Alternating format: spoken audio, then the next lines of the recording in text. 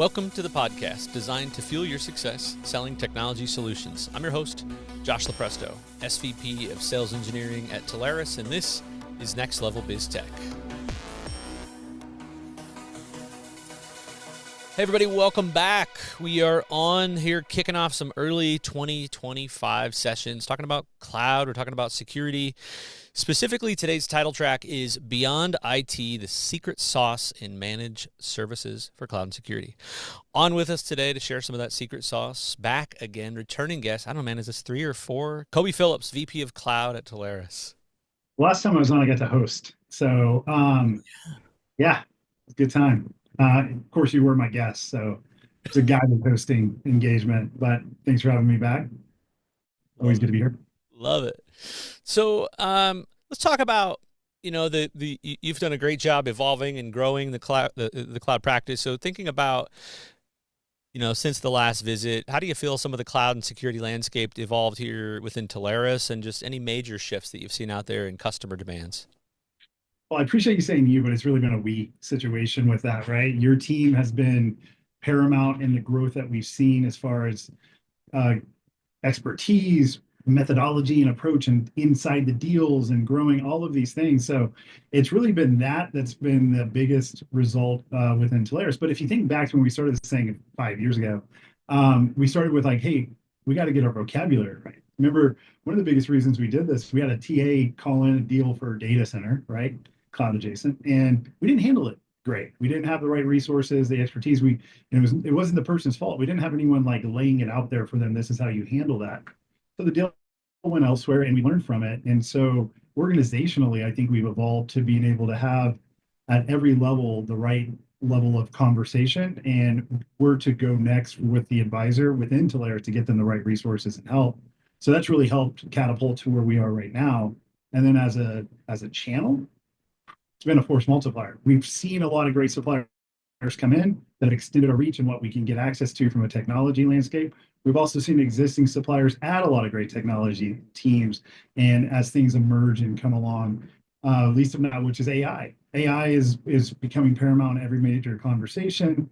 We certainly are involved in it, from everything CX through security through cloud. And our suppliers have, again, added products or productize certain technology to then give that back to the advisors to service their clients. So it's really been a force multiplier of what we've added and what our suppliers have added. And then that's allowed a lot of interest to our advisors. And I always say this, we're a consumer-driven channel. We're not selling bleeding edge tech. So the consumption of these solutions and services and the need for them continues to grow, which creates that great opportunity and why everybody continues to invest so much. So if we think about then, thinking about this almost from the lens for newer partners listening, or maybe partners that haven't sold into cloud and security, let's talk about Telarus's cloud and overall security strategy. So give us a snapshot. How do we approach cloud and security? How do we go to market? What's the core value that if I'm a partner listening to this that you would say, and how does Telarus differentiate, right, where there's others out there? Yeah, we've had success by failure, right? So the practice has grown great every year, and we continue to see that. But the methodology or the approach that we took in year one looks nothing like what it does now. First, we went out and we said, we're going to teach everyone cloud. And then we defined what cloud was to us. And then we went out and we wanted everyone to walk out of there a certified cloud expert. It's a tall task. So then we were like, okay, well, let's talk about why it matters and then see if that resonates more. And we had a little bit of growth. Then we had more growth under the why. And then the last few years, we said, wait, as much as we will put that together, as much as anybody wants to go deep level, and we have that, and that's why Telarus University is going to continue to be a tremendous asset for all of us. That's there. And our engineers will have training series that'll be there. But what if people just want to know how to sell it? And that's where we saw the most adoption. And it's talk tracks, it's persona training, it's business case training, it's how to take an opportunity and grow it and scale it and walk through it. And that in nuance with the suppliers and your team and the architects and the engineers, creating a methodology approach that streamlines a buyer's journey and gives them a better overall sales experience and a very complex technology environment has been the winning formula, right? And I don't want to give too much away. We don't know who all listens to these things. In all reality, it's not rocket science. It's really taking the goodness that our TAs bring to bear, creating great sales experience, having great relationships, and rightfully so being very protective of those, and getting them in an environment that's safe to expand what they're selling, and doing so with guidance and resources and technology that helps them move the needle with their clients. So that it's really been that. And as we continue to go that, you'll see an evolution. We'll talk a little bit about it, in our conversation today, but there's two schools of thought on how you're going to approach a conversation. You're going to sell managed services and solutions, or you sell a product, and either one is fine, but there's more products that are being sold too within cloud than ever, and that's allowing a better bridge over as you're learning how to transition from maybe more transactional based sales or transitional sales, where like a client already has their mind made up. Hey, I have an on-prem system, I want to go to a cloud-based system, help me do that, help me find who to go. This is leading into more of a consultative approach where it's giving you a transformational feel and allowing an advisor to implement ideas and have inception points of like, hey, you guys might want to go here, let me get a resource that can help give you guidance. And that's creating a multitude of opportunities versus solving one problem. We're creating opportunities around 6, 7, 8, 9 different things. So let's. I want to go to kind of what you mentioned, right? You talk about evolution, right? As a kind of veteran in this space, you've seen so much evolution. You've seen evolution at Telarus, the overall channel. You're out there. You're having partner conversations. You're having vendor conversations. You've got this unique lens where all these things have to align, right? And I think you've really done an amazing job for the partners in being so effective at aligning all of those things.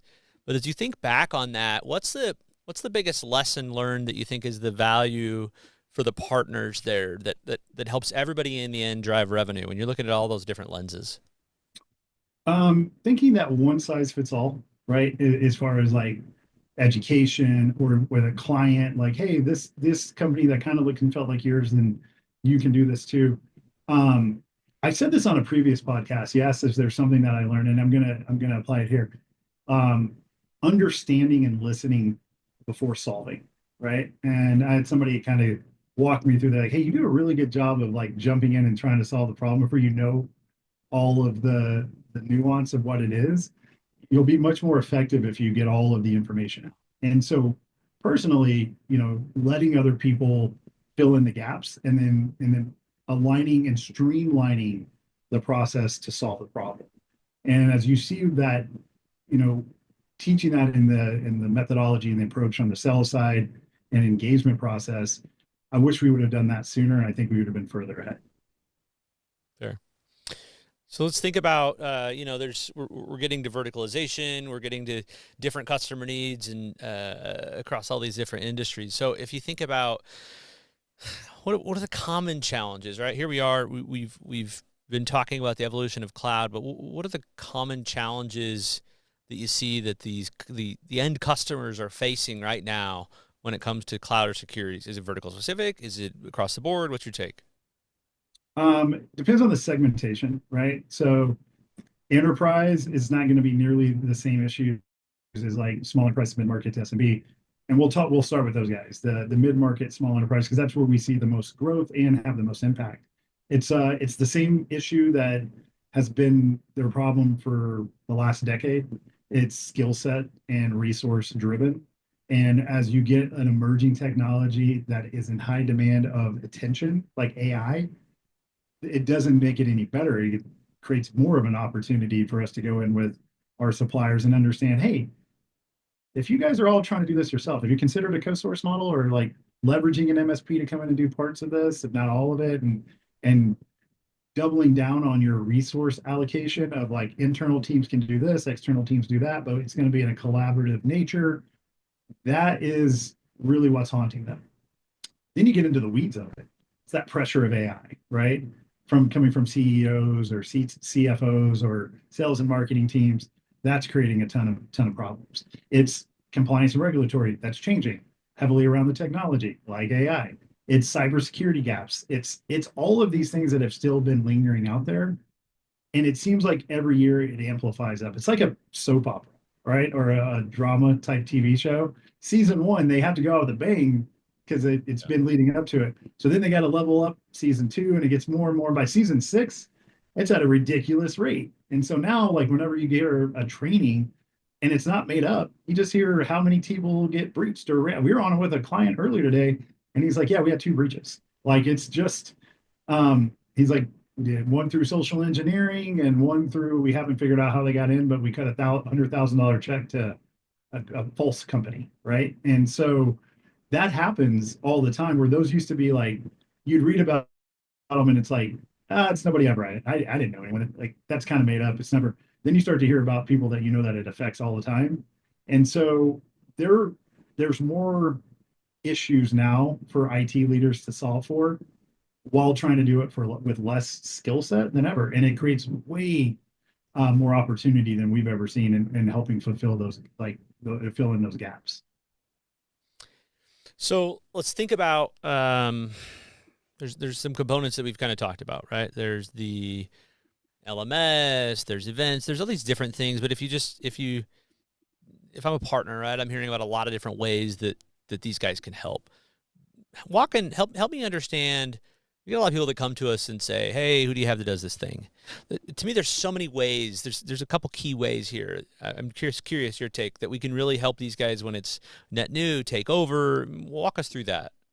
Yeah, if I'm an advisor and I'm getting into this space, right? Say I have a traditional background of UCaaS network, and we say that all the time because when you look at the breakdown, that's the majority where everyone starts in our channel as it sets right now.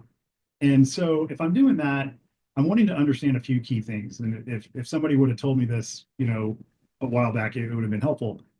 Understand what the teams look like and understand what their IT methodology is. So when I say IT methodology, is this organization in-source where they're doing everything internal? They don't want any outsource help, or they co-source where they do some internal, they'll use an MSP, they'll use outside resources, or they completely outsource where they have somebody managing the vendors, but everything in their IT stack's really done elsewhere. Very few are that third, right? There's a lot that are number one, and with a couple of key points that you can get them to move into that co-source, and that's where we're making that opportunity. However, traditionally, and this is again a lesson learned on the Telarus team part, we kind of got stuck on like you got to sell managed services. That's where the money is, and it is. That's where the majority of the money is. Oh, but if somebody's in source, right? They only do internal. That's all they just want to. That's their methodology. You can still flip them some products. You can sell them data backup. You can sell them disaster recovery. These are managed solutions in a way, but they're more productized than a managed services type of feel where they're doing a lot of work on behalf. These are just platforms that people are going to utilize, put their data and off they go. Data storage is another one, right? So these are all like conversations you can have. And then you take a different approach. Everything's got a strategy to it. All right, I get you a product from a solution provider, an MSP. They're going to provide the product. And then I work along with their account teams to continue pepper them with marketing materials. How do I expand? And that's the beauty of cloud. Cloud grows at a clip of about 35-40% year over year. So if we sell a client $1 worth of stuff today, they're billing about $1.35, $1.40 a year from now, and on and on and on. It's not a bill of goods. Nobody's tricking anybody. They just continue to add more stuff because if you get a good leader at an organization, they realize they can go faster by utilizing resources from an MSP and that co-source in that collaborative manner, and they can get higher project completion percentage. They get a better force multiplier of why people implement the technology. They relieve tech debt, and they do all of this by just changing their IT management style slightly, if not completely. Then that's the big conversation that a lot of people are having. So if I'm a partner to go all the way back, or a technology advisor, go all the way back to what I started when I jumped on this soapbox. It's really these key things. Understand the resources that they have internally. Do they want to do everything in-house, or are they open to using like a co-source, co-management IT environment? And then figuring out which direction to take it from there. Get the right resources involved and say, hey, these guys are looking for this. It's kind of going to be a product sell, but if you could give me some guidance on the best 3 suppliers to do this, or even jump on a call. We still have a tremendous amount of the opportunities that we end up booking through Telarus work through our engineers either as a backstop or customer facing, and that's what we're here for. So there's a lot of nuance to this, but really understanding that landscape first and foremost. And if you're at a, and then understanding who you're talking to. If you're at a C level, those are the guys that might be more open to shifting it because it's going to add more bottom line value. It's going to do all those things. At a VP level, they're going to be open to it to a degree, but kind of in the middle if you're thinking like a Goldilocks situation. And then IT directors are not going to want to hear you try to change taking stuff away from their internal teams. So those, if you're at those levels, unless they're already bringing you a project that's utilizing and going to an MSP, be very cautious of how you position it. Make sure you always do it as collaborative and as an approach to help grow what they're doing, not replace anybody. Because I think we can all understand, like those guys are the most protective over their team because that's the quickest line of sight to their jobs as well. You called out something. I'm going to take a walk down memory lane and then ask you a question. You mentioned understand the team. I think that's an absolute gold mine of understand the team. I want to push on that a little bit. Drop anchor. We did this series years ago. It's still out there on YouTube called Parking Lot Prep. One of the things was, getting this theory of getting ready for a meeting. In I think you harped on it, and part of that is doing the recon on the people that you're meeting with. Maybe so and so introduced you to a new contact. What's your take on the value of going to LinkedIn, seeing this person that I'm going to meet with, and really understanding their history of where they were before? How should partners infer, and what should they infer if they're doing that level of recon on that? I mean, LinkedIn's one thing. You grab the LinkedIn link, drop it in a AI engine, say, give me background on this guy, let it scrape it for you and see what that does for you as far as Yeah. prep goes. Give me information on this organization. Tell me the key buying signals. What are they doing? Then you take and leverage the tools that our suppliers are giving to our advisors, 6sense and other, intent data tools that can give you even different, deeper layer of insight and warm up any conversation, right? To a level of potential creepiness. But at the same time, like you talk about the emergence, you did that series 3+ years ago, right? It's kind of whenever that one kind of wrapped up a little bit. But think about now, like you have the ability to take AI, and Sam goes over this in some of our AI summits and how to utilize this. And so I don't want to steal her thunder, but that is one of the most like amazing sales prep tools that I believe is still underutilized. One of the best stories I tell is we're on a call with a client and it's an AI kind of field roadmap call. We don't really know. And they're looking for a use case. And number one and number two things in most AI conversations is, A, is your data ready for this, right? Is your data readiness plan where it needs to be? And number two is what is the use case? And we're on the second part of that conversation, which we're looking for a use case. I took the name of the client, put it in an AI engine, and said, give me use cases that AI can make an impact for this client. They went with number two that I read off of three options, and they went with number two, and now they're in process of working towards that end result. And it was really, I immediately said, this is what I did with the client because the win isn't in like how you came up with the idea. The win's in the work to and money that we're going to make on selling it and the support of it. And so I would say as you're going through like understanding that landscape and taking advantage of those calls. And now, if you're dealing with a client that doesn't have a big, footprint and they're not going to give you that, yeah, LinkedIn, understanding it, try to figure out what they're doing. But I love that kind of stuff because if you can get some of that information, and the other one that I use a lot is if it's a mid-market company and above, there's somebody that's wrote a use case about them doing something.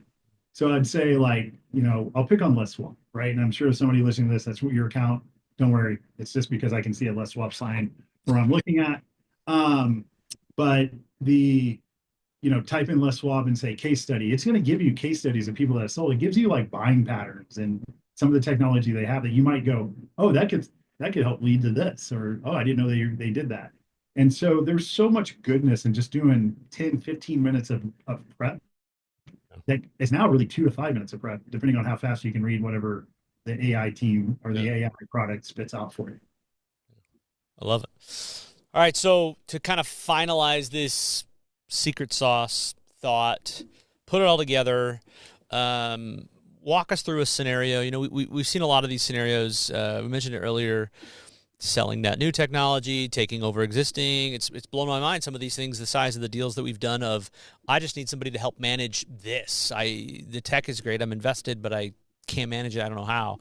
So pick a deal, any deal of your choosing. I mean, just walk us through something that brought to you that was wild. And then, did we uncover more, or just what did it look like? How did we help?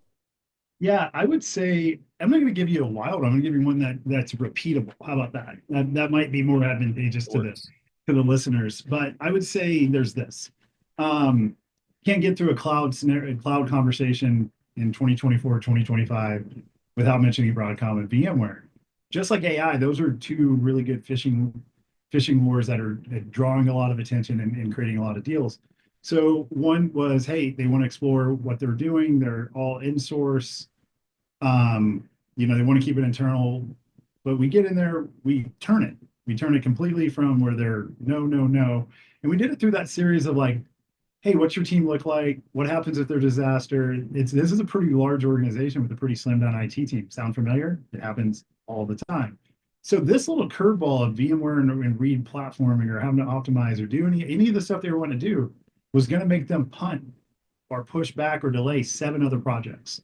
So when we laid out what that looks like, what's the force multiplier on the 7 other projects? What's that mean to the company and the organization? Like, does that put you guys in a competitive hole? Does that like mess something up with product? Does that like mess anything up with finance? Like, what does that do? And as they answer those questions, co-source started to sound better and better and better. And so that was the one that I was most like that I love to point out. And it's not just a one-time occurrence. Like this is continues to happen where companies are seeing, all right, I'm required to do more with less, and there's no way I'm going to get more out of my team. Yeah. And if you look at like engineers as a whole personality type, and I know I'm potentially on thin ice with our host here, Yeah, go but ahead, buddy. Go ahead. Yeah, yeah. Look at us. What do you got? what do they crave the most, right? They crave they're engineers. So they solve problems. They like stable environments, and they like Yeah, to have repeatable process, true. which is why most organizations, IT teams have the longest tenure of most IT, engineers don't jump around a lot, except for lately. They have been. Why? Because they're in such high demand. They get a certification. They're not getting a slight pay bump. They're getting 20, 30, 40%. Come over here, come do this, come do that. And so that's changed the model of that persona slightly.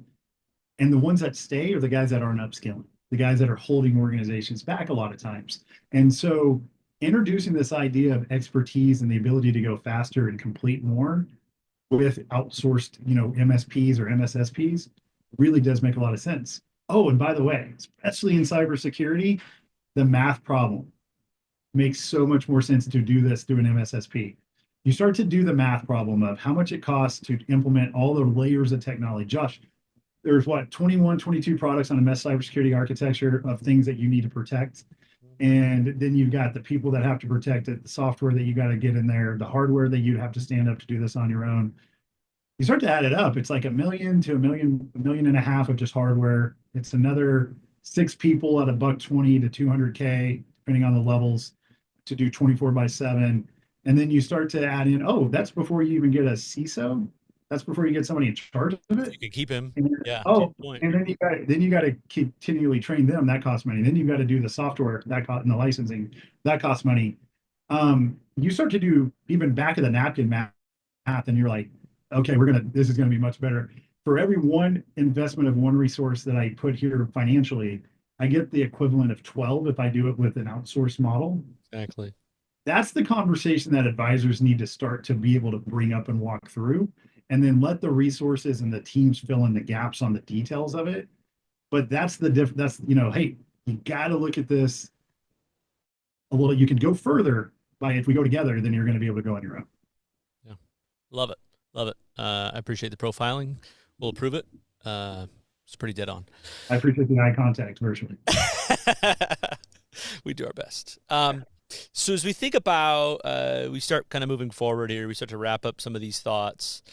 If I'm a partner, okay, I've listened to this. I'm foundationally, I've got a little bit of deeper understanding. What's your advice then to help them continue to go to market, identify the best opportunities, and then really position that angle? Anything you want to put a bow on there? I would say, like, if I'm a partner and I'm just looking to expand, I'm going to do a little account profiling, right? I'm going to go into my account base. I'm going to look who has the highest, ability to for me to have this conversation with. Mid-market, small enterprise, that's our sweet spot. I laid that out earlier. So if you have a lot of those clients, you have multi-location, and I'm going to steal something from Graham, right? Graham's our VP of Advanced Network, and he was talking. He's like, yeah, if I'm talking to an advisor and they're selling multi-location, deals with connectivity, I'm asking why if they're positioning SD-WAN, and if they're not positioning SD-WAN, then if you're doing that, then it's a pretty small jump over to SASE. SASE is a good door opener to get you into the rest of the cybersecurity stack, right? It gets you into those conversations. You get into like a follow the data type of idea. Hey, we've sold you network. We're transporting this. What infrastructure is it landing on? How are you storing it? How are you protecting it? Data is so valuable for everyone. That's what's creating all this AI buzz, right? You got to have data in the right places and utilized and cleansed and all this stuff to be able to take advantage of it. Work backwards from what data model, like follow the data. What's creating all of your data? A lot of times that's contact center software and like stuff that they're creating, getting to analyze, create better customer experience. All of that is landing somewhere and creating something. And that's where you can go have infrastructure conversations. You can have cyber conversations. You can have like data storage conversations. So those two things, as I'm looking to it, like really start to figure out, take 5, 10 accounts. And you can, bring that in and bounce that around with people at Telarus. Hey, these are the guys I'm thinking about. Utilize the idea of just doing a little research on them. Figure out if there's like suppliers that are going down the same target path as you, and level up with your resources. Use their marketing, use their engines as far as intent data and things like that, and take advantage of everything around you, without letting yourself get overwhelmed by it. Like, and focus on what you're going to do. You're going to create a better sales experience, and you're going to create a streamlined buyer's journey. If you want to get deeper into the tech, by all means, we'll support you and help you with that. But if you want to keep it as a sales experience methodology and what you're going to do and align it and get the right resources involved at the right time and oversee it, you'll have a lot of success with that as well. All right, final thoughts here. Think about the future. We're just in the midst of so many amazing innovations, but as you think about cloud and security, or heck, anything personal, just most exciting innovations that you think are going to come out, and then how do we pay attention? How do we capitalize on it? I mean, if you would have told me, I don't know, 12 months ago that I'd be able to just like ask somebody to create a PowerPoint for me and it would do a pretty good job of it, I'd be pretty excited. I think we're going to see a lot more innovation in time management type things, right? Like you use Copilot now and you can just say, find, send this email. One of my pet peeves was always, hey, give me your calendar. What's open for you the next 3 days? And I have to stop. I have to go look. I got to remember. I either write it down, then put it back in the email. Or, Calendly came along and that was great until it wasn't for me. And so kind of a more personal thing.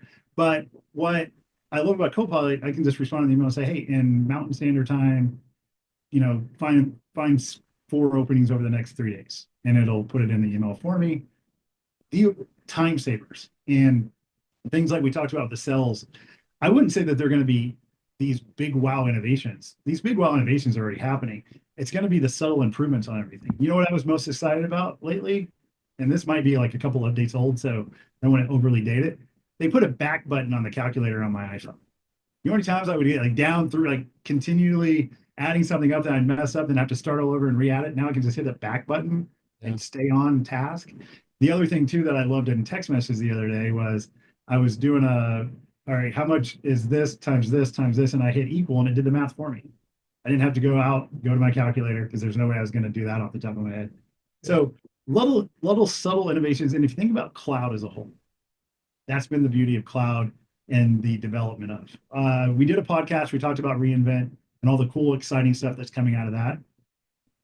Everybody's doing the same thing. They're trying to make it easier to utilize hard technology that's very complex.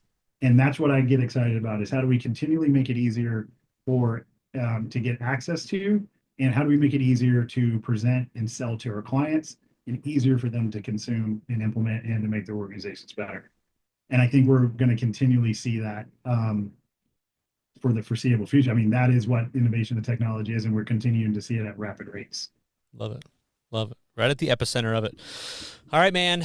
That wraps us up for today. As always, good to have you on. Lots of good. Today it's not nuggets, it's secret sauce. So thanks for coming on and sharing. Appreciate it. Thanks for having me.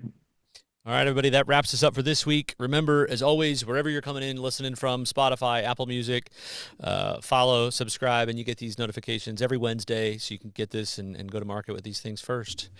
That wraps us up. I'm your host, Josh Lopresto, SVP of Sales Engineering at Telarus, Koby Phillips, VP of Cloud. This has been Beyond IT, Secret Sauce in Managed Services with Cloud and Security.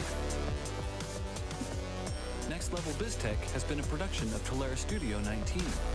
Please visit Telarus.com for more information.